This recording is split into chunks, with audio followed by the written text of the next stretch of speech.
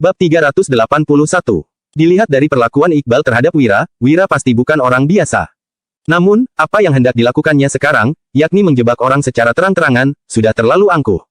Rudy mendengus pelan dan berkata, nggak semua orang punya kesempatan untuk menjadi orangnya Tuan Wahyudi. Nggak semua orang juga punya kesempatan bekerja bagi Tuan Wahyudi. Tuan Wahyudi, ujar Regan dengan mata berbinar. Setelah itu, dia buru-buru menangkupkan tinjunya tanda hormat dan berkata, "Jangan khawatir, Tuan, saya akan kerjakan sekarang juga." Sebelumnya, Regan bertugas melayani iring-iringan kereta para pejabat yang melakukan perjalanan ke selatan. Dia pernah mendengar cerita orang-orang tentang kondisi perang di utara. Panglima Yuda menunjuk seorang pria sebagai penasihat militer. Penasihat militer bernama Tuan Wahyudi itulah yang membuat strategi perang, menembak mati Raja Tanui, membakar 30.000 infanteri bangsa Agrel, dan menggunakan formasi kerbau api untuk menyerang markas bangsa Agrel. Pantas saja sikap Iqbal mengisyaratkan bahwa Wira adalah orang penting. Ternyata Wira adalah penasihat militer itu. Kesempatan emas ini akan Regan peluk erat, tidak akan ada yang bisa menghentikannya. "Pak Regan, kamu nggak bisa melakukan ini. Cepat kembali," seru Husni dengan keras.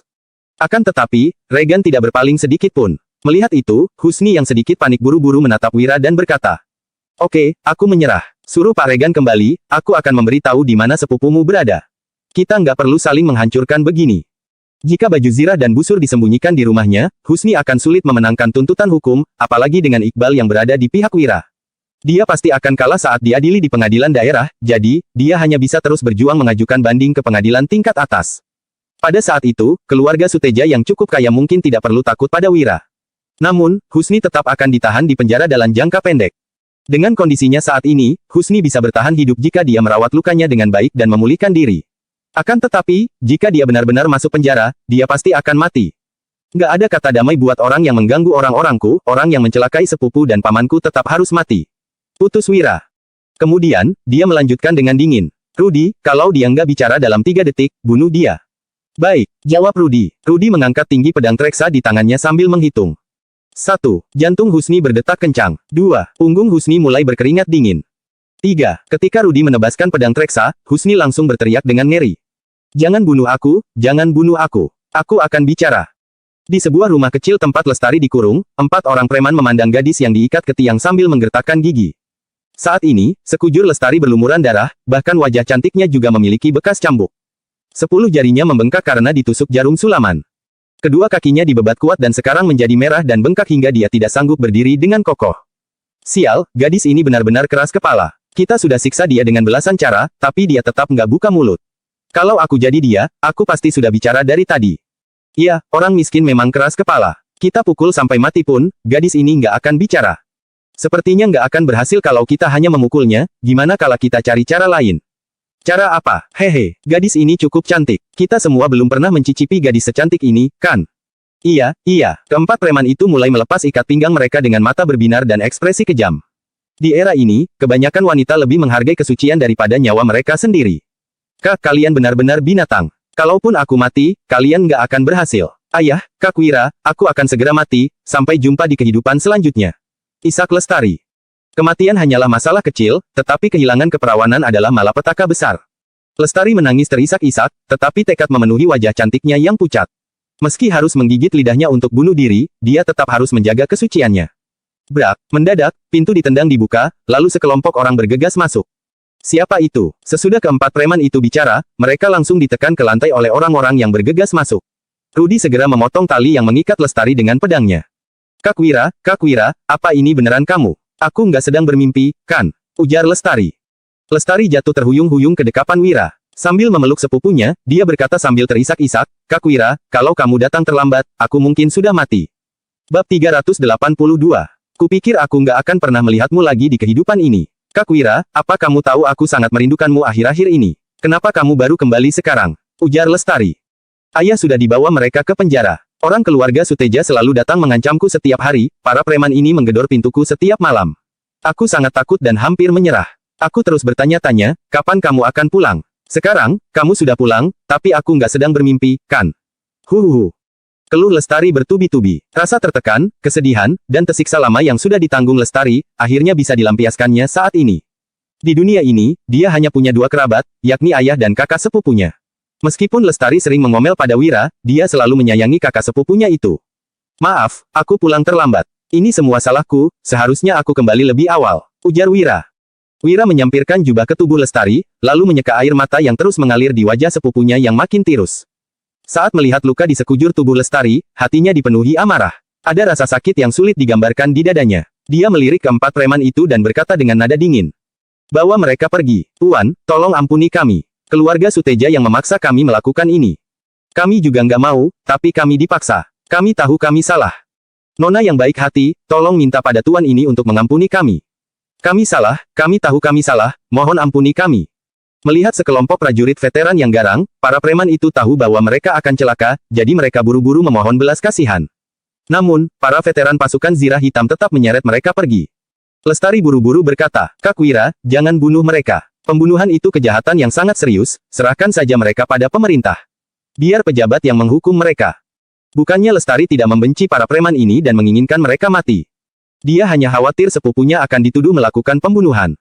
Iya, baiklah, bawa mereka ke pemerintah dan minta pejabat menghukum mereka. Perintah Wira sambil tersenyum setuju. Namun, saat menyipitkan mata ke arah Rudi, matanya tampak dingin dan kejam.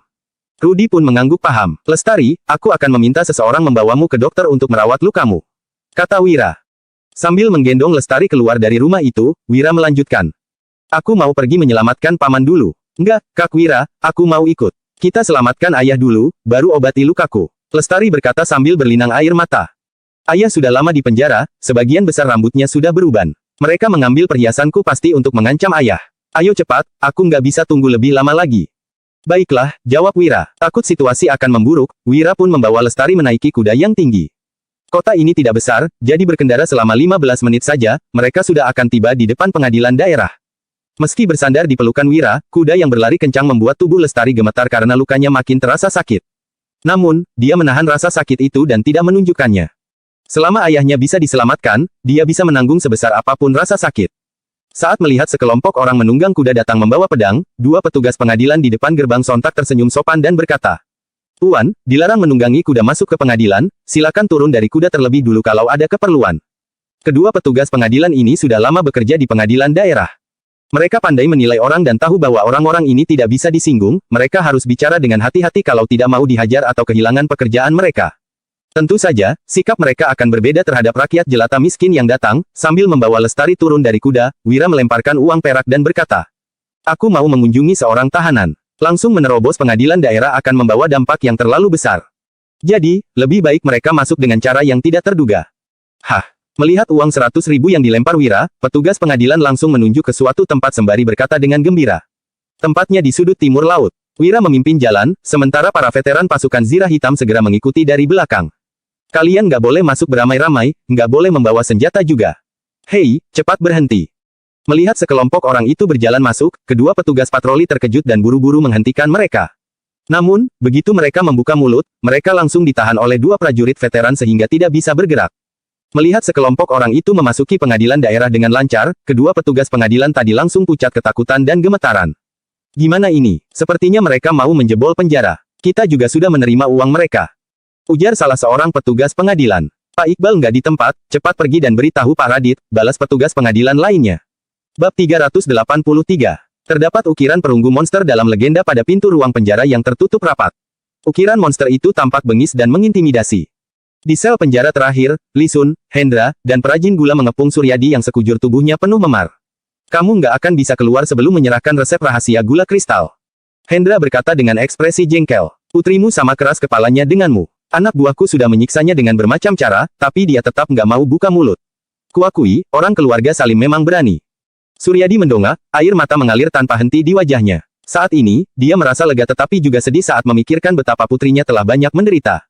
Hendra tersenyum tipis, lalu berkata, tapi, aku menyuruh 4 preman tinggal di sana. Mereka akan terus menginterogasi putrimu dengan cara apapun. Bajingan, kalau terjadi sesuatu pada Lestari, aku akan menghabisimu. Ancam Suryadi naik pitam. Dia benar-benar ingin membunuh orang di depannya. Hendra berkata perlahan, seharusnya nggak akan terjadi sesuatu pada dia. Aku sudah mengingatkan mereka untuk nggak membunuh supaya masalah nggak membesar. Mendengar itu, Suryadi pun menghela napas lega. Namun, Hendra menyipitkan matanya, lalu mendekat dan berkata, tapi, mereka juga bukan orang baik-baik. Biasanya, para janda bahkan mereka lecehkan. Saat mereka marah karena putri cantikmu nggak mau memberitahukan resep rahasianya, menurutmu apa yang akan mereka lakukan? Bajingan, kalau Lestari sampai kenapa-napa, aku nggak akan pernah mengampunimu. Seru Suryadi. Seperti baru kerasukan, dia tiba-tiba menerjang maju untuk mencekik leher Hendra.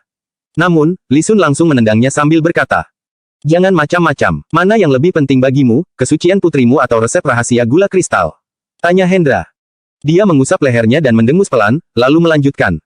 "Cepat pikirkan baik-baik. Kalau terlalu lama, meski kamu memberitahuku resep rahasianya, aku nggak akan punya waktu untuk pergi menghentikan mereka. Kalian, dasar kalian perampok. Kalian bukan manusia, kalian binatang." Maki Suryadi sambil menunjuk ke arah Hendra dan Li Sun, air mata tidak henti-hentinya mengalir di wajahnya, dia sangat marah dan putus asa. Suryadi tidak mengerti mengapa orang-orang ini ingin mencuri resep rahasia setelah Wira setuju untuk bekerja sama. Jelas-jelas bekerja sama bisa saling menguntungkan, tetapi mengapa orang-orang ini ingin memonopoli bisnis? Hendra mencibir dan berkata, "Saat kamu sedang memakiku, pakaian putrimu mungkin sedang dilucuti, kalau kamu memang mau membuang waktu, aku akan menemanimu."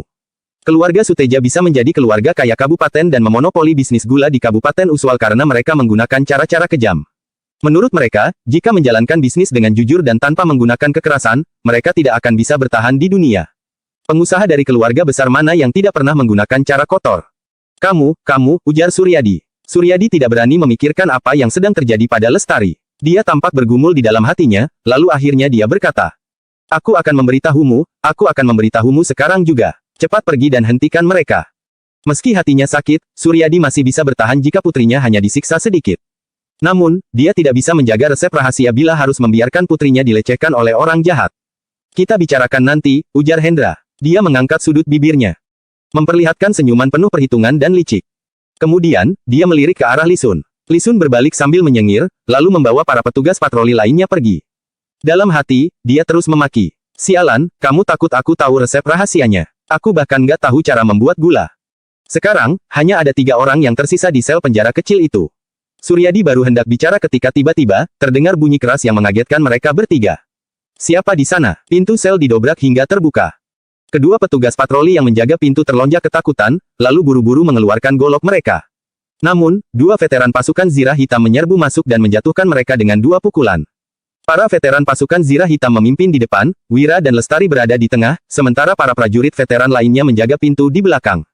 Sambil menopang Lestari, Wira masuk ke penjara dan melihat ke sekeliling untuk mencari pamannya. Sel-sel penjara dibagi menjadi 2 bagian, satu untuk tahanan biasa dan satunya lagi untuk terpidana mati. Ayah, seru Lestari. Di area tempat tahanan biasa ditahan, Lestari berteriak keras memanggil ayahnya, tetapi tidak ada tanggapan dari Suryadi. Melihat sekelompok orang itu menerobos masuk dengan berani, Li Sun yang juga berada di dalam penjara langsung gemetar. Pria bernama Wira itu benar-benar bernyali besar. Berani sekali dia membawa orang untuk menerobos penjara. Apa dia benar-benar berpikir bahwa dengan dukungan dari Iqbal, dia bisa berbuat sesukanya? Ini adalah kejahatan serius. Radit bisa memanfaatkan masalah ini untuk menghukum Wira dan bahkan menjatuhkan Iqbal. Bab 384. Namun, tidak ada satupun di antara kelompok Wira yang bisa diremehkan. Dilihat dari mata dingin dan aura membunuh mereka, sudah pasti mereka pernah mengotori tangan mereka dengan darah. Orang seperti ini kemungkinan telah berhadapan dengan situasi yang mempertaruhkan hidup dan mati di medan perang atau pernah menjadi bandit pembunuh. Namun, ini di pengadilan daerah, jadi Li Sun sama sekali tidak takut. Dia memimpin 4 petugas patroli untuk memblokir jalan dengan membawa golok sambil berkata, "Wira, lancang sekali kamu. Berani-beraninya kamu menerobos penjara pengadilan daerah. Apa kamu nggak tahu kalau ini kejahatan serius? Ini perbuatan keji yang akan membuat seluruh kerabatmu dibantai." Wira bertanya dengan sorot mata muram. "Siapa kamu?" "Dia Li Sun, kepala petugas patroli." Lestari menggertakkan gigi dan berkata, "Dialah yang membawa orang-orang ke toko besi, lalu langsung mencari sesuatu di bawah tempat tidur, seolah-olah dia tahu ada sesuatu yang disembunyikan di sana." Li Sun melontarkan alasan payah. "Aku pergi ke toko besi karena seseorang melaporkan kalau kalian mencuri barang Pak Husni. Aku pergi ke sana untuk menegakkan hukum." Wira lantas berkata dengan sorot mata kelam, "Tangkap dia." Setelah bertindak sebagai pion keluarga Suteja dan menjebak pamannya, beraninya Li Sun memamerkan kekuasaannya di sini. 4 veteran pasukan Zirah Hitam menghunus pedang mereka dan langsung menyerbu ke depan. Beraninya kamu menyerang para pejabat. Ini kejahatan serius, seluruh keluargamu akan dibantai," teriak Li Sun. Namun, saat melihat para veteran pasukan Zirah Hitam mengabaikannya, dia langsung mundur dengan panik. Tadi, Li Sun mengadang Wira karena dia yakin bahwa Wira tidak akan berani menyerangnya. Bagaimanapun, Li Sun adalah kepala petugas patroli yang memiliki status resmi. Siapa sangka, Wira sama sekali tidak peduli dan langsung memerintahkan orang-orangnya untuk menyerangnya. Klang, klang. 4 petugas patroli dan Li Sun maju untuk melawan, tetapi akhirnya mereka dikalahkan oleh veteran pasukan Zirah Hitam. Jangankan pasukan Zirah Hitam, petugas patroli dan kepala petugas patroli di kota bahkan tidak bisa mengalahkan para prajurit veteran.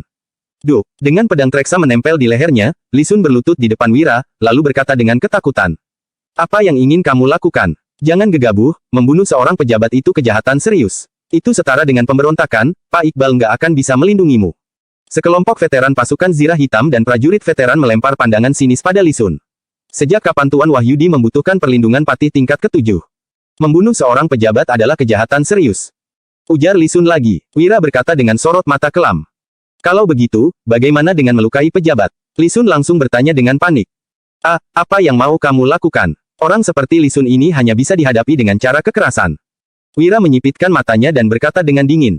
Potong salah satu jarinya. Kamu, Ark. Jerit Li Sun seraya memelototi Wira dengan marah.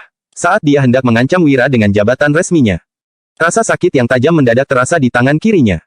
Setelah Rudi memotong jari kelingking Li Sun, petugas patroli Kabupaten Uswal itu langsung berguling-guling kesakitan di lantai. Keempat petugas patroli di sebelahnya menyaksikan hal itu dengan bulu kuduk berdiri, keringat dingin mulai membasahi punggung mereka. Wira sangat kejam, pantas saja dia mampu menghancurkan desa 3 harimau. Dia bahkan berani memotong jari Li Sun si kepala petugas patroli di pengadilan daerah. Ark, Li Sun yang kesakitan berteriak marah. Wira, kamu sudah berani menerobos masuk ke penjara dan melukai pejabat, Pak Iqbal pun nggak bisa menyelamatkanmu. Tunggu saja hari kematianmu. Wira menyipitkan matanya dan berkata, potong satu lagi. Pluk, begitu Rudi menebaskan pedang Treksa, satu jari Li Sun yang lain jatuh ke lantai. Ark, beraninya kamu, jerit Li Sun sambil berguling kesakitan. Dia memelototi Wira, masih tidak bisa mempercayai kenekatan pria itu. Rudi menghunus pedangnya dan mendengus, lalu berkata. Kamu masih mending, hanya 2 jarimu yang dipotong. Kedua tangan dan kaki Husni saja dipatahkan. Apa? Seru Li Sun dengan terkejut. Wira sudah gila. Dia bahkan sampai mematahkan tangan dan kaki Husni. Dia sudah terlalu nekat. Berisik sekali, diam kamu. Wira berkata tanpa ekspresi. Kalau teriak lagi, aku akan memotong 1 jarimu lagi. Li Sun menangis dengan ngeri. Dia menutup mulutnya dengan tangan kanan dan tidak berani mengeluarkan suara. Namun, giginya terus bergemeletuk karena rasa sakit yang parah dan terus mengeluarkan suara-suara aneh. Bab 385. Dahi keempat petugas patroli lainnya bercucuran keringat dingin. Wira terlalu kejam. Setelah memotong jari Li Sun, dia juga melarang Li Sun untuk berteriak. Wira memandang keempat petugas patroli itu sambil bertanya, kalian juga terlibat dalam masalah pamanku, kan? Tuan, tolong ampuni kami. Pak Li Sun yang menyuruh kami melakukannya. Dia memberi kami 100.000. Benda itu sengaja disembunyikan oleh Pak Li Sun. Aku tahu di mana pencurinya. Jangan bunuh kami. Kami masih punya banyak tanggungan di rumah. Kami juga terpaksa melakukannya. Kami bersalah, tolong ampuni kami. Keempat petugas patroli itu bersujud dan mengaku dengan ketakutan. Wira bahkan berani menyerang Li Sun dan Husni. Jadi, mana mungkin dia tidak berani menyerang petugas patroli rendahan seperti mereka. Jika jari mereka dipotong dan mereka sudah benar-benar cacat, semuanya sudah terlambat. Wira menoleh pada Li Sun, lalu berkata tanpa ekspresi. Apa ada hal lain yang mau kamu jelaskan? Pak Radit memberiku 2 juta dan menyuruhku membuat rencana untuk menangkap pamanmu, ujar Li Sun. Tanpa pikir panjang saat melihat mata dingin Wira. Li Sun tidak berani tidak mengaku. Wira benar-benar gila, dia pasti akan memotong jari Li Sun lagi jika Li Sun masih tidak mau bicara. Tanda tangan dan cap, perintah Wira. Setelah mengambil pena, tinta, dan kertas, Wira menulis pengakuan kelima orang tersebut, lalu menyodorkannya pada mereka. Li Sun dan keempat petugas patroli itu sangat ketakutan. Mereka yang bisa menulis menandatangani nama mereka, sementara yang tidak bisa menulis menggambar lingkaran, lalu menekan sidik jari mereka di sana. Fandi, bawa 10 orang untuk mengawal dia dan temukan pencuri itu. Perintah Wira. Setelah memberikan perintah, Wira membawa Lestari ke sel terakhir tahanan terpidana mati. Saat mereka melihat Kadir di sel tahanan terpidana mati, semua veteran pasukan Zirah Hitam tercengang. Mereka telah mendengar tentang Kadir dari mulut Hasan, sekarang perasaan mereka terasa rumit kala melihatnya. Namun, tidak ada yang menyapa Kadir, mereka semua fokus pada masalah saat ini. Di dalam sel penjara, Hendra tengah menempelkan belati ke leher Suryadi. Wajah gemuknya memucat saat dia berkata, "Jangan datang ke sini atau aku akan membunuhnya, ah." Klang, Rudi menebaskan pedangnya dan menerbangkan belati Hendra, lalu mengambil belati itu dengan mudah. Duh, Hendra yang kehilangan harapan terakhirnya pun jatuh ke lantai. Ayah! Seru Lestari. Lestari, Wira, panggil Suryadi. Ayah dan putrinya yang terluka itu saling berpelukan dan menangis. Paman, aku sudah pulang. Jangan khawatir, hibur Wira. Setelah menghibur pamannya, Wira berjalan menuju Hendra tanpa basa-basi. Hendra buru-buru berkata, Wira, keluarga Suteja bersalah dalam hal ini, tapi aku juga nggak punya pilihan, kakakku yang mengambil keputusan di keluargaku. Dia ingin mencuri resep rahasia gula kristal dan aku nggak bisa melarangnya. Dia menyuruhku untuk memberikan 20 juta pada Pak Radit, asalkan kamu membiarkan aku pergi, aku bersedia tanda tangan dan kep jari. Tangan dan kaki Husni dipatahkan, Lestari sudah diselamatkan, dan 2 jari Li Sun dipotong. Hendra adalah orang yang cukup pintar. Dia tahu bahwa melawan Wira tidak ada gunanya, dia hanya akan menderita dan menjadi cacat. Selama ini, Hendra takut akan kekejaman Wira yang telah menghancurkan desa 3 harimau. Dia tidak mau mengambil risiko dengan mencuri resep rahasia. Namun, dia tidak bisa membuat keputusan di keluarga Suteja. Tanda tangan dan kep, ujar Wira. Wira menuliskan pernyataan Hendra ke atas selembar kertas, lalu menyodorkannya pada Hendra. Hendra pun langsung menandatangani dan mencap jarinya. Dia tahu bahwa Wira yang berani bertindak sampai ke titik ini sudah tidak peduli dengan segala risiko, dia hanya akan celaka jika melawan Wira. Setelah menyimpan kertas pernyataan, serta mengawal Hendra dan pembuat gula, Wira bersiap untuk keluar. Tiba-tiba, prajurit veteran yang menjaga pintu mendekat dan berkata, "Ada orang yang membawa busur sedang memblokir pintu sel penjara. Wira, berani sekali kamu menerobos penjara dan membunuh pejabat. Ini pemberontakan keji. Cepat keluar dan menyerah. Kalau enggak, kamu akan kubunuh di sini juga," seru Radit. Dengan wajah gembira di luar sel.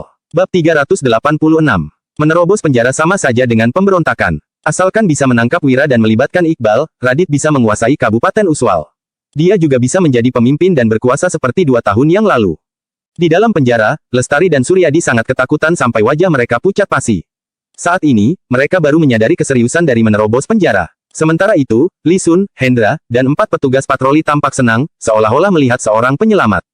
Wira yang marah langsung membentak, "Radit, sebagai pejabat penting pemerintahan, seharusnya kamu menegakkan hukum secara adil. Tapi, kamu malah menerima uang dari keluarga kaya kabupaten dan melanggar aturan hukum demi kepentingan pribadi. Kamu bekerja sama dengan orang lain untuk melakukan kejahatan dan menjebak warga yang nggak bersalah. Uang sogokan sebesar 2 juta gabak cukup untuk membuatmu dipecat," lanjut Wira. Terakhir kali, Radit menerima uang dari keluarga Silali. Kali ini, dia menerima uang dari keluarga Suteja. Radit sudah 2 kali mencari masalah dengan Wira dan masalah kali ini melibatkan Lestari dan Suryadi. Wira tidak bisa menahannya lagi. Raut wajah Radit berubah drastis saat berkata, "Pencuri, aku ini pejabat jujur yang nggak pernah korupsi. Semua orang di Kabupaten Uswal tahu hal ini, kamu sudah mau mati, tapi masih berani bicara sembarangan. Kalau kamu masih nggak menyerah, aku akan memberi perintah untuk menyerang secara paksa." Menurut Radit, tidak sulit untuk menangkap sekelompok orang dengan 30 petugas patroli dan busur panah. Kemudian, Wira mengamati sekeliling dan berucap, "Pak Radit mau menyerang secara paksa, aku serahkan pada kalian." Bagi sebagian tentara senior pasukan Zirah Hitam yang berpengalaman, menghajar beberapa petugas patroli ini sama sekali tidak memerlukan arahan Wira. Hanya pejabat yang gak terlalu penting pun berani mengancam Tuan Wahyudi, memang cari mati. Ujar Rudi dengan sinis. Dia memerintahkan tentara pensiun untuk mengangkat papan tidur dari penjara, 2 pintu terbuka. Tentara pensiun mengangkat papan tidur, sedangkan tentara senior pasukan Zirah Hitam bersembunyi di belakang. 20 orang lebih menyerbu keluar, petugas patroli yang menunggu di luar penjara tercengang. Satu persatu dari mereka menoleh dengan kebingungan sembari berseru. Ketika melihat situasi ini, Radit yang belum pernah berperang terbengong-bengong, dia langsung berteriak saat sekelompok orang itu makin mendekat. Tembakan panah. 30 petugas patroli mengernyit. Papan tidur sangat tebal, mana mungkin bisa ditembus. Namun, Radit memberi perintah kepada mereka untuk menembakkan panah. Panah yang ditembakkan tertancap di papan tidur, bulu panah pun bergetar tanpa henti. Sebelum panah kedua ditembakkan, tentara pensiun membalikkan papan tidur, lalu tentara senior pasukan Zirah Hitam menyerbu. Radit terkejut, dia berseru dengan wajah yang pucat pasi. "Hentikan mereka!" 30 petugas patroli membuang busur panah, lalu mengeluarkan pedang ekor kerbau dan bergegas maju. Radit mengembuskan napas lega. 30 petugas patroli melawan 9 tentara. Dengan keunggulan ini, Radit yakin bisa mengendalikan para tentara itu. Namun, Radit tertegun ketika melihat mereka bertarung. Tentara senior pasukan Zirah Hitam tidak mengeluarkan pedang treksa dari sarung, melainkan langsung menjadikannya tongkat untuk memukul para petugas patroli. 30 petugas patroli sama sekali tidak mampu melawan. Dalam sekejap, mereka pun dikalahkan. Radit baru tersadar, lalu segera kabur. Akan tetapi, leher Radit dicekik ketika dia baru mulai berlari. Dia berteriak, "Kalian berani sekali. Aku ini pejabat penting pemerintahan, apa kalian mau memberontak? Kalian akan mendapatkan hukuman berat." Rudi tidak memedulikan Radit. Dia mengangkatnya, lalu melemparkannya ke depan Wira. Niat membunuh Wira meluap ketika menatap pejabat serakah ini serta Lestari dan Suryadi yang terluka parah. Saat bertatapan dengan Wira, Radit yang ketakutan segera berucap, "Wira, kamu mau apa? Kamu itu orang terpelajar dan pernah mengikuti ujian kenegaraan. Jadi, kamu pasti paham dengan aturan pemerintahan. Jangan sampai kamu mencelakai diri sendiri. Aku ini pejabat penting pemerintahan. 9 generasi keluargamu akan dimusnahkan kalau kamu berani melukaiku. Bukan hanya kamu, pamanmu, adik sepupumu, dan kerabatmu juga akan terlibat. Ah, lanjut Radit. Di saat-saat seperti ini, Radit masih berani mengancam Wira. Jadi, Wira langsung menendang wajah Radit. Li Sun, Hendra, dan sekelompok petugas patroli ketakutan setengah mati. Hal ini karena di pengadilan daerah hanya ada 3 pejabat penting dan Radit menempati posisi kedua. Bab 387. Wira berani menghajar pejabat penting pemerintahan, apa dia ingin memberontak? Lestari dan Suryadi pun terperangah. Ah, darah! Teriak Radit yang terjatuh ke tanah. Bahkan, hidungnya juga berdarah. Kemudian, dia membentak. Wira, kamu, beraninya kamu pukul aku. Kamu mau memberontak. Ah! Memberontak. Pukul kamu berarti mau memberontak. Memangnya kamu siapa? Jangankan memukul, sekalipun aku membunuh pejabat koruptor sepertimu, juga enggak salah. Ujar Wira. Wira yang berang terus menendang Radit dan sama sekali tidak berbelas kasihan, kalau bukan karena dia datang tepat waktu, Suryadi dan Lestari pun belum tentu bisa hidup setelah menyerahkan resep rahasia. Setiap pejabat koruptor seperti ini menerima uang sogokan, pasti ada warga yang meninggal. Jika terus membiarkan Radit tetap menduduki di posisinya saat ini, entah berapa banyak lagi warga yang menderita. Ah, kamu, jangan pukul lagi, ah! Teriak Radit sambil menutupi kepalanya dengan kedua tangan. Dia meringkuk dan terus berteriak histeris di tanah. Awalnya, suara teriakan Radit masih sangat keras. Kemudian, tenaganya makin melemah hingga dia mulai memohon ampun. Akhirnya, suaranya makin kecil. Li Sun berujar, apa dia mau menghajar Pak Radit sampai mati? Dia, Hendra, dan sekelompok petugas patroli sangat ketakutan. Sementara itu, Rudy, pasukan Zirah Hitam, dan tentara pensiun merasa sangat senang. Mereka berasal dari keluarga yang miskin. Jadi, mereka sangat membenci pejabat koruptor yang kejam ini. Suryadi membujuk, Wira, jangan pukul lagi. Takutnya dia mati. Lestari juga menimpali, Kak Wira, jangan pukul lagi. Nanti dia mati. Jika pejabat penting pemerintahan dipukul sampai mati, Suryadi dan Lestari khawatir mereka tidak bisa menyelesaikan masalah ini. Biarkan saja dia mati. Kalau pejabat brengsek ini hidup lebih lama, korban akan makin bertambah. Ujar Wira. Setelah menendang sampai kelelahan, Wira mengangkat busur panah, lalu bersiap menembak. Lestari dan Suryadi segera mengadang Wira. Kemudian, Rudy menghentikan Suryadi dan Lestari seraya berucap. Jangan khawatir, kalaupun Tuan Wahyudi membunuh pejabat brengsek ini, juga enggak masalah. Wira telah memberikan kontribusi besar dalam peperangan. Jadi, menghabisi pejabat serakah tingkat ke-8 bukan masalah besar. Namun, Wira sudah berpesan agar tidak mengungkit tentang peperangan setelah kembali ke Kabupaten Uswal. Ah! Teriak Radit. Begitu mendengar bahwa Wira tidak akan mendapatkan masalah kalaupun menghabisinya, Radit sangat ketakutan. Radit segera bangkit, lalu bersujud sembari berkata, Tuan Wira, aku salah karena terlalu sembrono. Aku nggak seharusnya menerima uang keluarga Suteja dan membantu mereka mencelakai pamanmu. Tolong ampuni aku kali ini. Aku pasti memperbaiki kesalahanku dan menjadi pejabat yang baik. Segerombolan orang itu tertegun. Mereka tidak mengerti kenapa Radit begitu cepat menyerah. Radit yang sangat ketakutan tidak berhenti bersujud. Wira bukan berasal dari keluarga kerajaan atau bangsawan, kenapa dia tidak takut membunuh pejabat penting pemerintahan? Wira menerobos kediaman keluarga Suteja dan penjara pengadilan daerah terlebih dahulu. Sekarang, dia ingin menghajar pejabat penting pemerintahan sampai mati. Setiap perbuatannya pasti akan dijatuhi hukuman berat. Bahkan, Wira juga membawa sekelompok orang jahat yang pernah membunuh. Sepertinya, Wira sudah terdesak sehingga bersiap untuk memberontak. Dia ingin memulai aksinya dengan membunuh pejabat. Pemberontakan rakyat bukanlah hal baru di kerajaan Nuala. Setiap tahun aksi seperti ini juga sering terjadi. Radit bukan orang yang pemberani, begitu memikirkan hal ini, dia tidak berani berlagak lagi. Jadi, Radit memohon ampun terlebih dahulu untuk menyelamatkan diri. Wira tidak menyangka Radit bisa menyerah begitu cepat. Kemudian, Wira melempar kuas, tinta, dan kertas ke tanah seraya memberi perintah. Tuliskan semua persekongkolanmu dengan keluarga Suteja. Kalau enggak, aku akan menghabisimu sekarang. Oke, sahut Radit. Dia mengambil semua peralatan dan langsung menulis dengan cepat. Radit juga menuliskan kesalahannya dengan detail. Dia takut Wira akan kesal dan membunuhnya kalau ada yang kurang. Kemudian, Radit membubuhi tanda tangan dan cap, lalu mengangkat kertas dengan kedua tangan sambil berseru. Tuan Wira, coba kamu periksa. Radit harus tunduk untuk menenangkan Wira terlebih dahulu, setelah itu, dia akan mencari kesempatan untuk mengabari Fadil.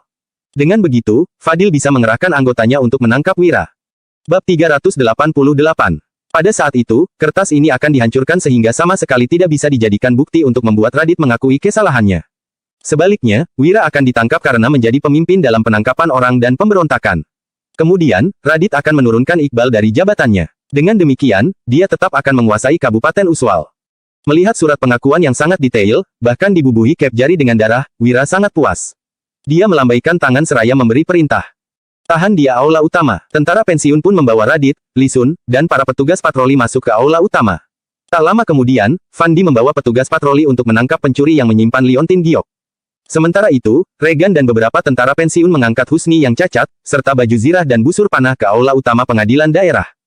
Wira yang memegang setumpuk surat pengakuan menunggu di depan pintu pengadilan dengan tenang. Di luar pengadilan daerah, banyak warga celingak-celinguk dengan ekspresi penasaran. Setelah beberapa saat, seekor kuda memasuki pengadilan daerah dan satu sosok turun dari kuda.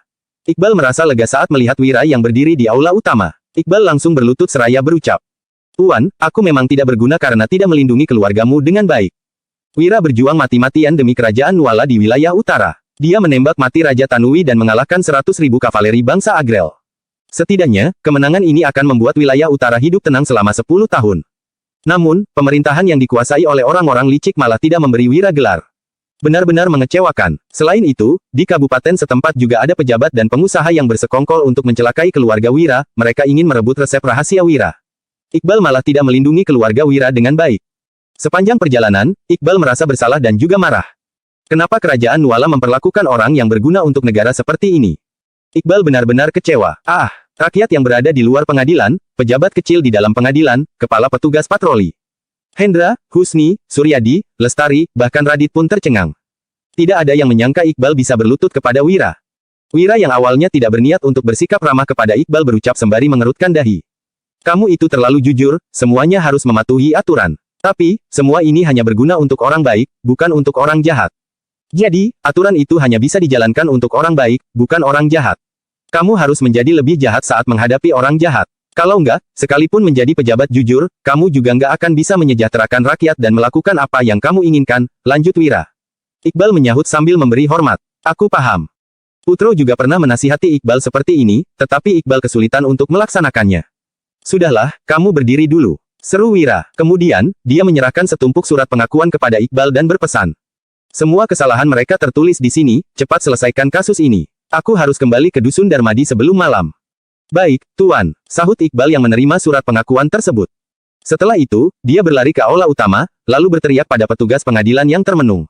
"Kenapa kalian masih bengong? Cepat siapkan proses pengadilan." Bukannya Wira mau memberontak, kenapa malah memulai proses pengadilan? Gumam Radit.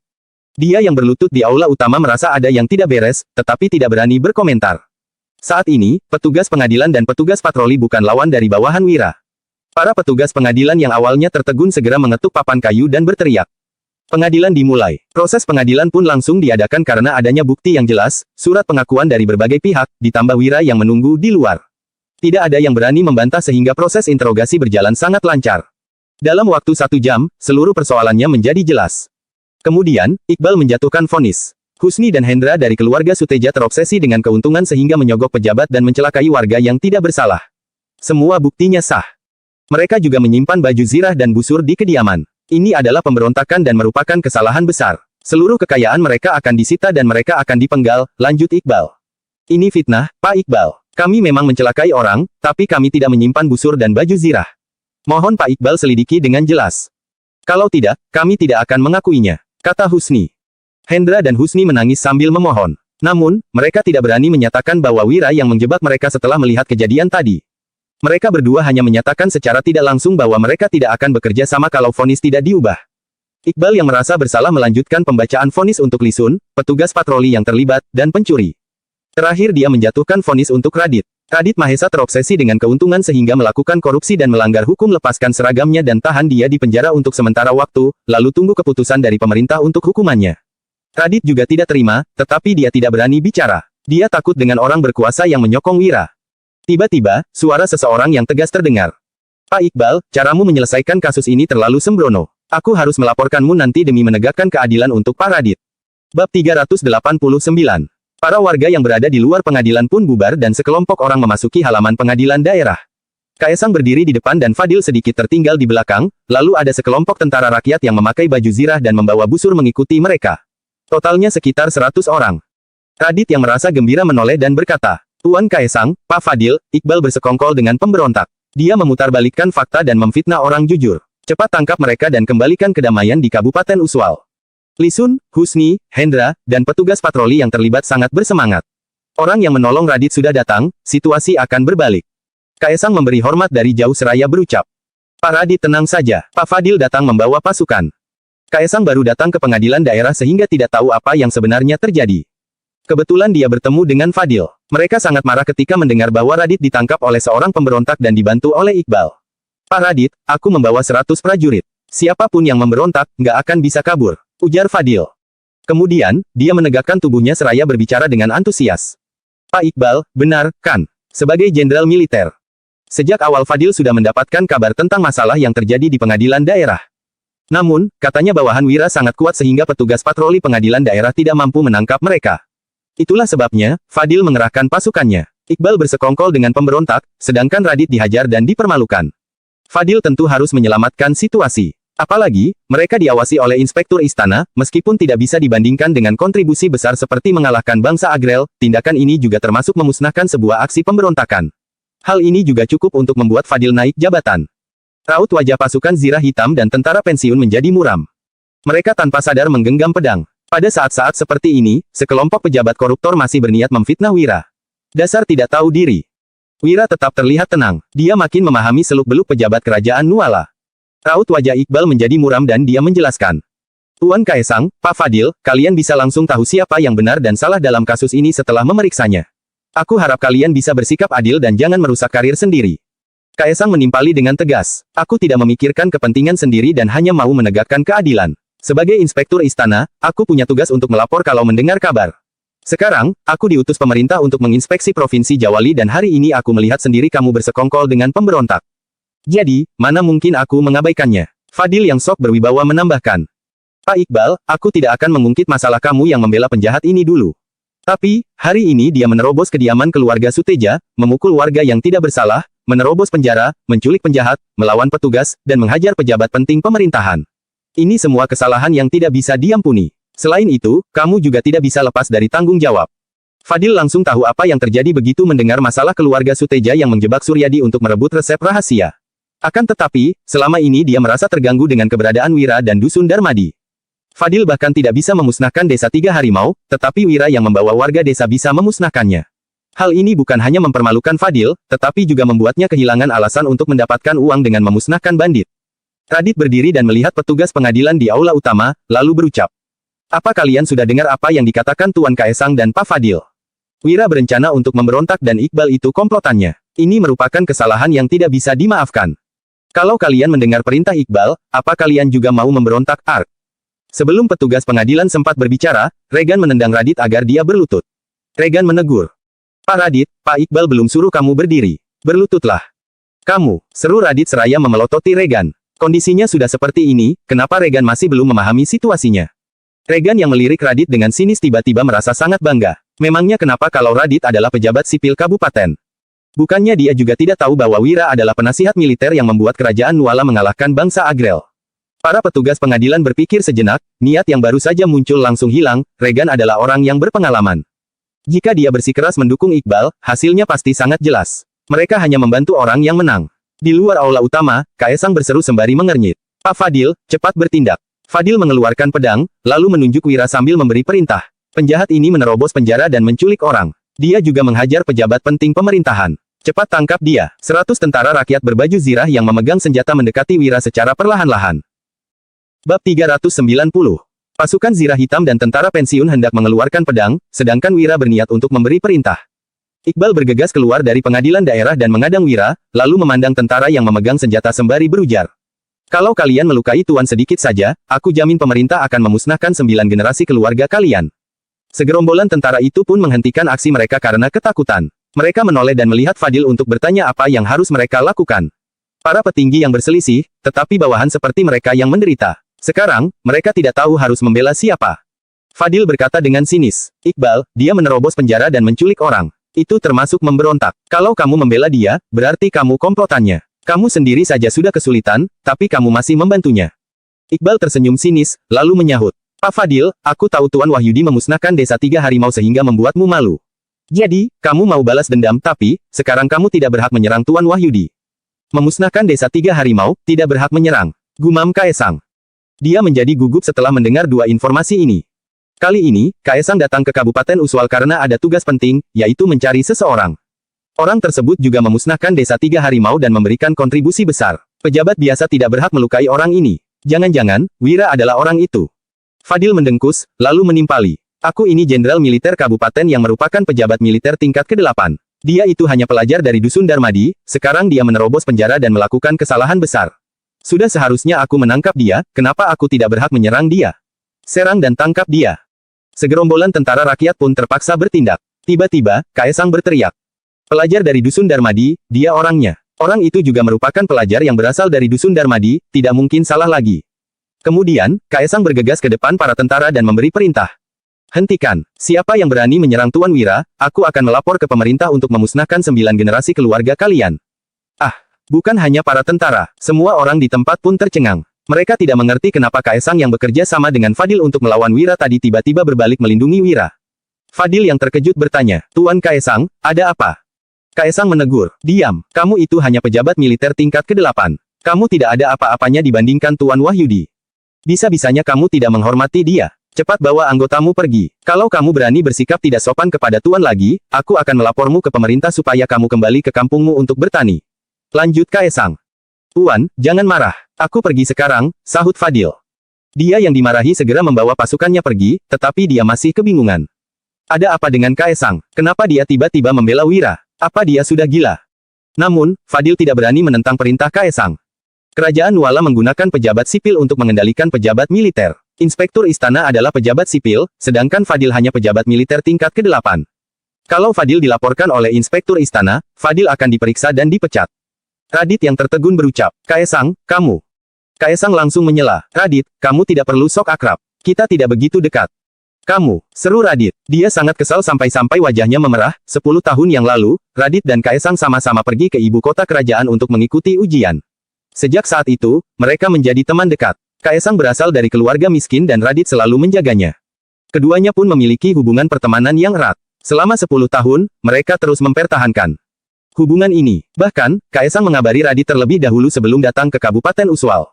Sekarang, Kaisang malah mengatakan bahwa mereka tidak dekat. Kemudian, Kaisang menambahkan, sebagai pejabat penting pemerintahan, kamu melakukan korupsi dan memfitnah warga yang tidak bersalah. Tadi, aku ditipu oleh kamu. Sekarang, setelah disadarkan oleh Tuan Wira dan Pak Iqbal, aku sudah tahu jelas kenyataannya. Cepat terima hukumanmu dan akui kesalahanmu. Apa kamu mau disiksa dengan hukuman berat? Lanjut Kaisang. Sikap Kaisang yang kejam dan langsung memutus hubungan dengannya membuat Radit sangat kecewa. Dia berkata, Kaisang, kita sudah menjadi teman selama 10 tahun, setidaknya, kamu harus memberiku penjelasan. Kaisang yang gugup berbalik dan menyahut. Ada beberapa hal yang tidak boleh diketahui oleh kamu. Cepat mengaku. Sekarang, bagi kamu, mati mungkin bukan hal yang buruk. Wira memiliki jasa yang besar dalam mengalahkan bangsa Agrel. Setidaknya, 90% adalah kontribusi Wira. Namun, kerajaan Nuala dan bangsa Agrel berusaha menutupi informasi ini karena berbagai macam alasan.